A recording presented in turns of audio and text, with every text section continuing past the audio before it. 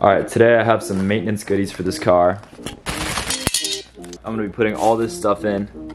I got some transmission mounts. These are some transmission insulation braces made by M Sport Parts again. And I also have this reverse sensor because right now these are what my reverse lights look like when my car is in reverse. So I'm gonna get the car jacked up. And then I think I'm gonna start by replacing out the reverse sensor. You guys saw what it looked like earlier. That's a no-go, especially when I'm in parking lots. So this is gonna be the first thing to change out. It should be pretty easy, so I'm gonna get under there right now. All right, so if you're underneath the car and this is your transmission right here, here's the fill plug for the transmission, and then right above it is the reverse sensor.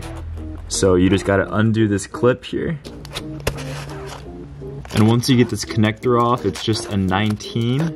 So I use an open end 19 to break the sensor loose, and then once you do that, it should just come out. All right, here's the sensor itself. It's out, and so I'm gonna put the new one in, snug it up, plug it back, and then check to see if it works. All right, so I'm in the back now. As you can see, reverse lights are back on.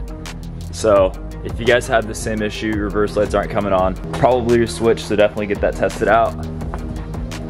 All fixed. All right, on to the insulation braces and the mounts.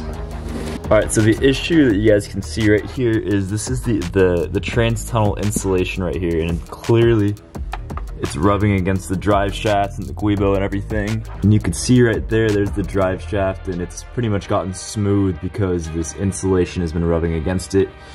You definitely don't want that. And so what these brackets do are they mount to the top of the trans mount right there.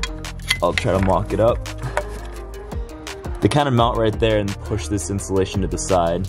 So to start off with, I'm going to be taking the trans mounts off. As you can see, these are completely obliterated too. That crack is definitely not good.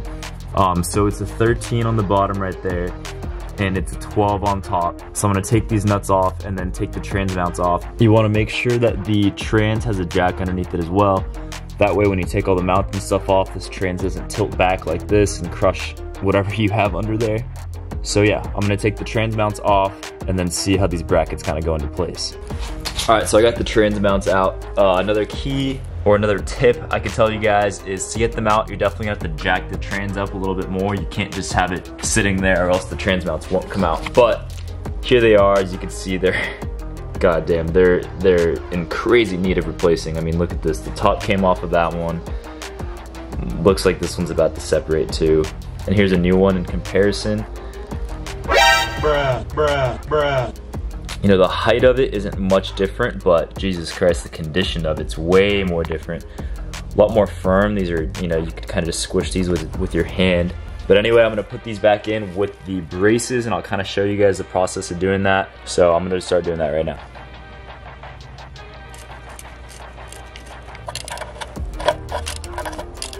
The new mounts are in the car, as you can see, as well as these insulation braces here.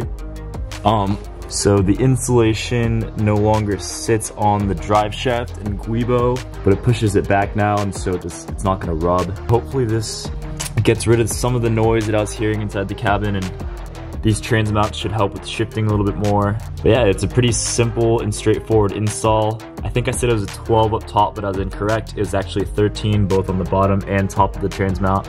And yeah, now all I gotta do is jack the car down and see if everything's all good. So there it is. It's a pretty quick install today. This should probably be a really short video. But I hope this helps you guys. Once again, if you guys have the same issue, if your shifter feels like super sloppy or it feels like you're gonna miss a gear, this is a good reason to do it. If you can hear some rubbing from your transmission tunnel and you think it's your insulation, or you've been under it and you've seen your insulation scraping or rubbing against the drive shaft, then this is a good reason to do it. And lastly, if your reverse lights aren't working, you definitely need that switch, so also a great reason to do it. Thank you guys for watching once again. I'll see you guys in the next one. Peace.